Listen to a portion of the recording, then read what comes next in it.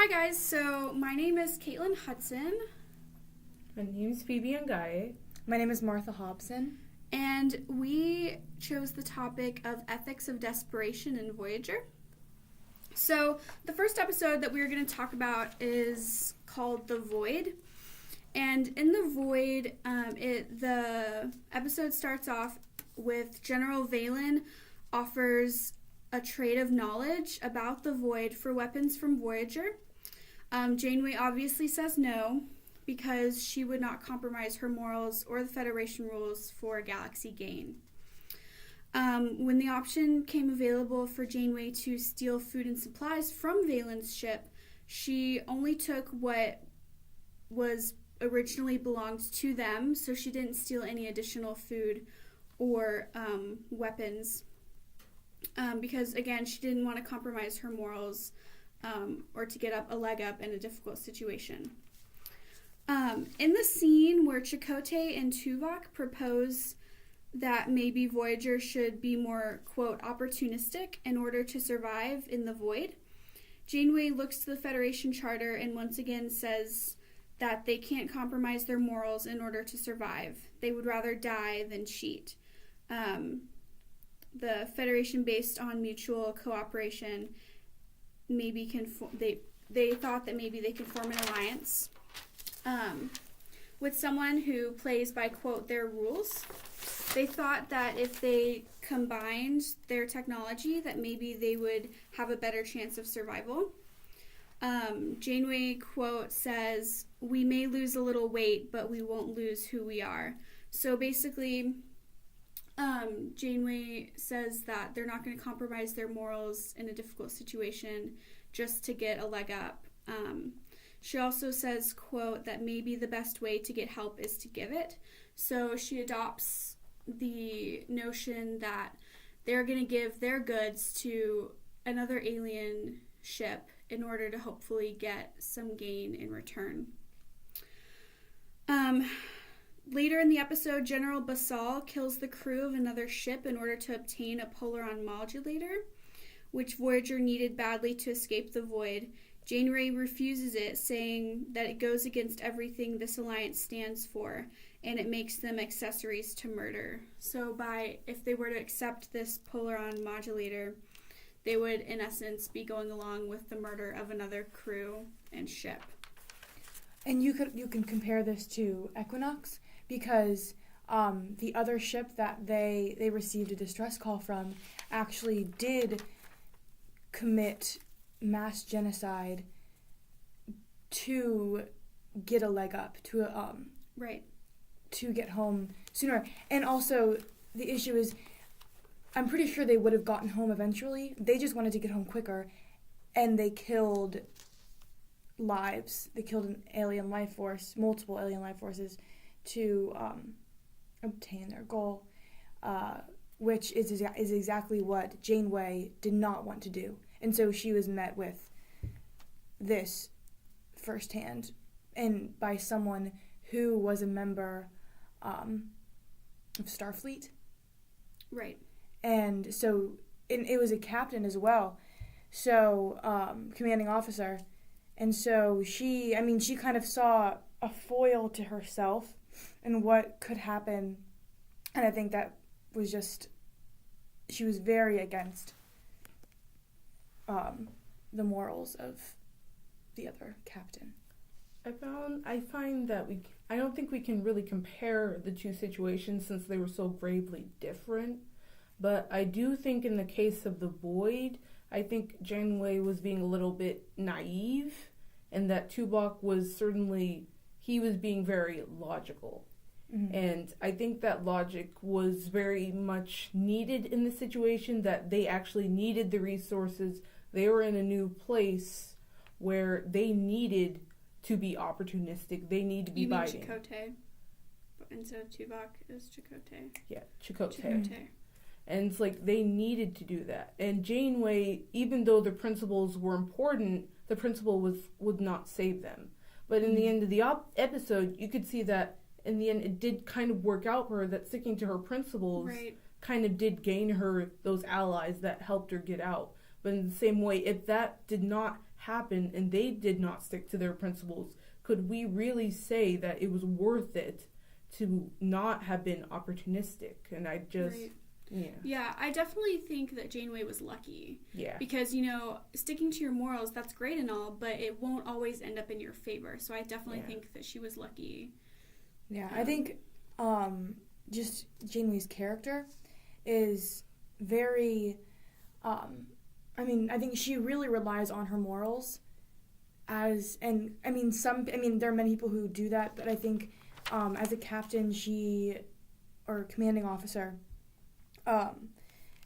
she definitely takes into account more personal issues than just logistics. And you have Tuvok, who will advise her, and he has no other bias because he's very logical, and I think that's another. Okay, moving on to Equinox Part 1.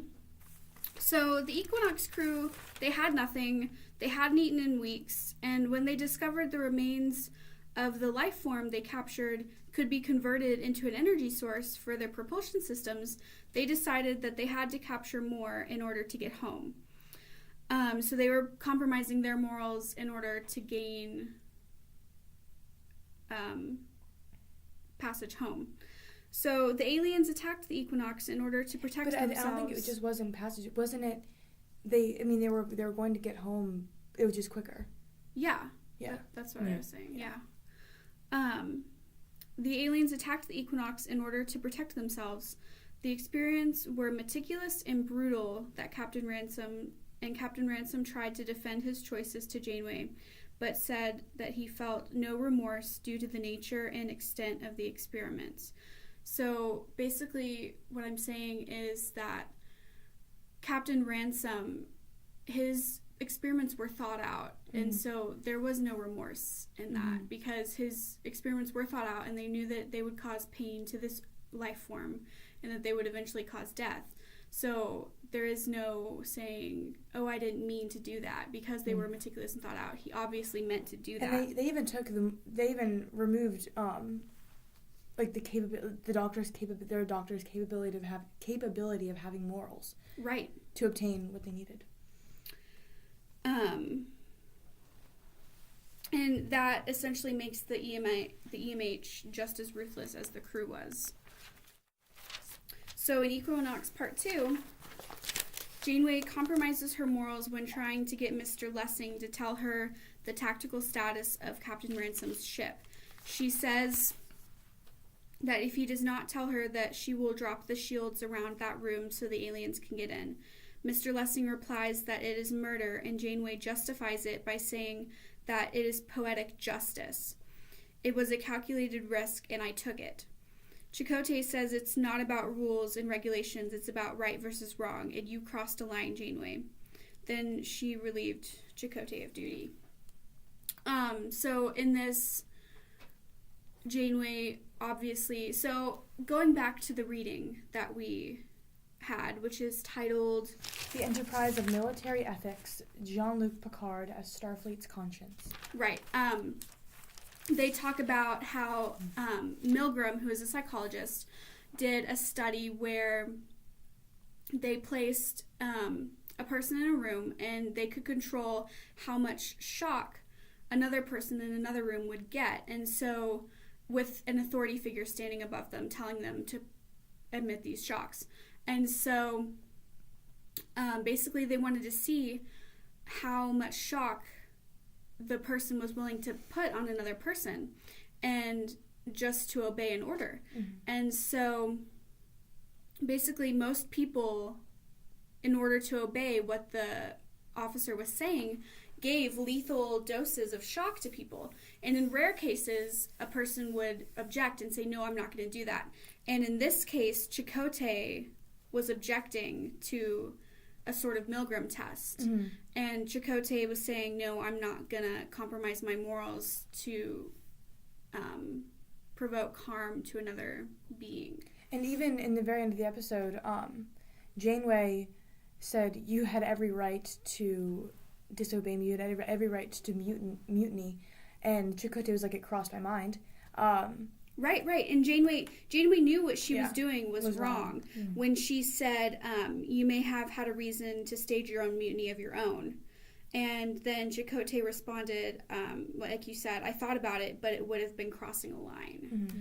So, It's a quite striking contrast to the Void, if you think about it, because at that time he was like, let's take advantage of the resources, let's be opportunistic. But at this time, maybe because it's maybe a bit of a different situation, he's like, no, that's wrong. And they kind of play off each other and foil to each other. Right. Okay, so just another side note, the first time we see this ethics of desperation in Voyager is in the episode that we watched on our own, which is the, what is it called? The pilot episode, Caretaker Parts 1 and 2. Janeway destroyed the array in order to protect the Ocampa from the Kazon, to protect it so that the Kazon would not gain access to the array, and by doing so, Janeway destroyed her hope of getting home in a matter of seconds and imprisoned her crew for a journey of years to come to getting home. So that was the first time. Now, shifting gears, another episode that we found that encompasses the ethics of desperation in Voyager is Prime Factors, which is season 1, episode 9 of Voyager. And in this episode, Gathrin Laban from the planet Zakaris brings Voyager to his planet out of hospitality and offers them goods and shore leave for the crew.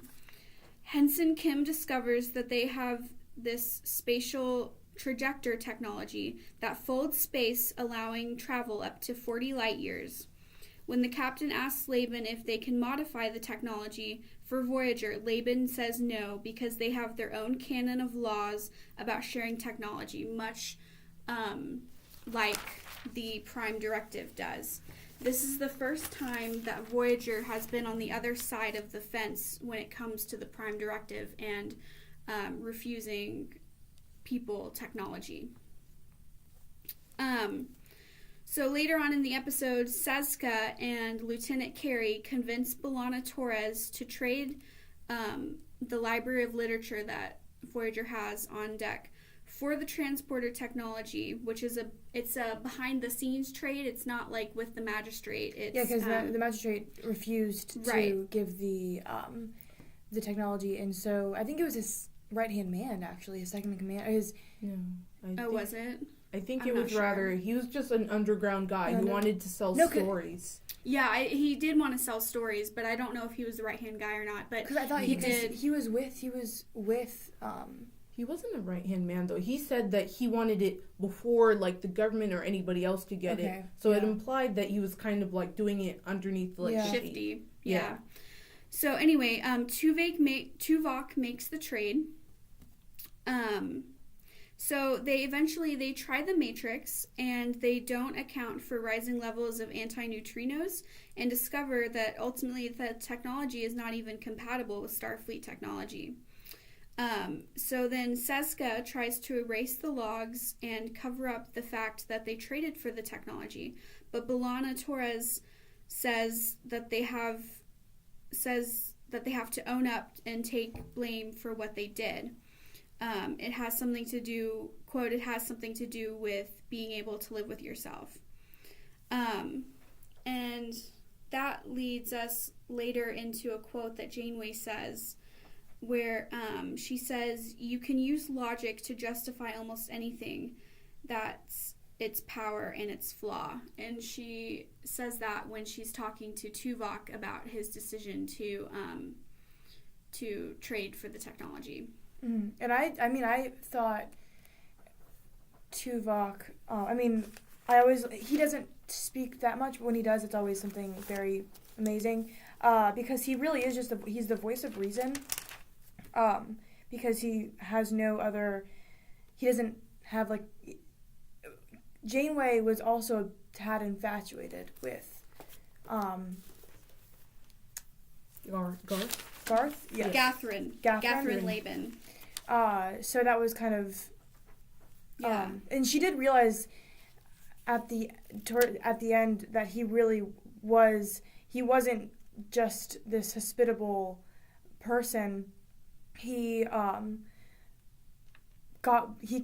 gained pleasure from being hospitable, and so it was kind of like selfish on either side. They wanted his technology, but he didn't want to give it. Right. And it's interesting to think about Voyager putting on the other shoe and saying that they were the ones that couldn't. They were the ones that couldn't get a technology. Yeah, because they were always the ones denying. It was like they were experiencing another alien technology's own prime directive. Right. In their own form. And going back to the reading that we talked about earlier, Janeway often finds herself in this Milgram test where she's constantly testing her morals and constantly, and she is constantly going for the outcome of not the one who obeys, but the one who like the best defies the obedience. And she even mentioned, I think every episode she mentions something about her morals. Like, I cannot. Right. Yeah. I have to stick with my morals. My principles. Yeah, she's constantly clinging. She's constantly clinging to that, even in her desperation to get home, which is in and of itself a Milgram test. I think that is what keeps this crew kind of together, because if she just lost her morals like that, like in Equinox, they just kind of went crazy, you know? I mean, they were under attack, they couldn't help themselves, but by her being having good principles, she then kind of just keeps things in order, and I think that helps. Right. Yeah. All right, and that's a wrap.